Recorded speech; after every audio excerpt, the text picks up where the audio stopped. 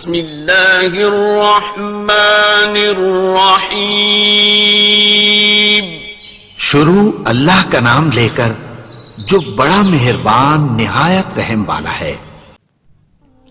انسان کون ہے اور کیا واقعی اس کا کوئی خالق ہے؟ یہ سوال انسان کے ذہن میں صدیوں سے چلا آ رہا ہے۔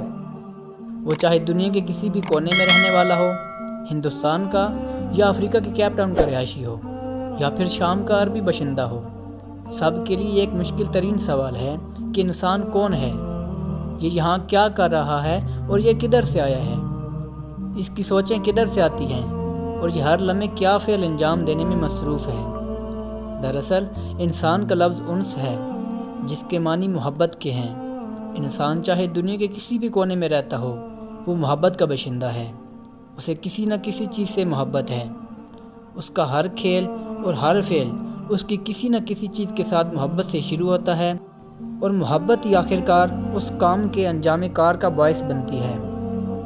وہ ماں باپ سے محبت کرتا ہے یا پھر کسی خوبصورت دوشیزہ سے۔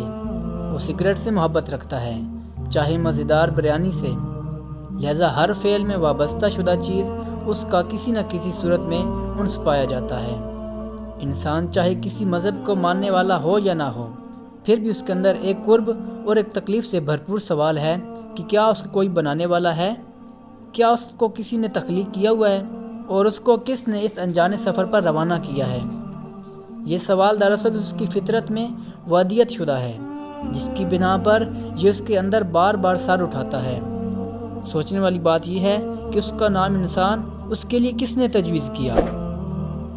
انسان زمین کی تہہ میں چاہے میلوں گہرائی میں ڈوب کر اس کے سربستہ رازوں کو افشاں کر لے، یا پھر چاند گاڑی لے کر چاند پر پہنچ جائے، لیکن جب تک اپنے آپ کو ہی نہ جان سکے تو اس کا یہ سارا حاصل بے سود ہے۔ آج کا انسان جو کہ اپنے آپ کو علم و دانش کی انتہا بلندیوں پر پہنچا ہوا سمجھتا ہے، اگر اس عظیم مخلوق انسان کی اس مکمل زندگی کو بیکار اور فضول سمجھتا ہے اور اس کو محض حادثہ خیال کرتا ہے، تو اس کی ساری علم و دانش سے اس کا کوئی حاصل نہیں ہوتا۔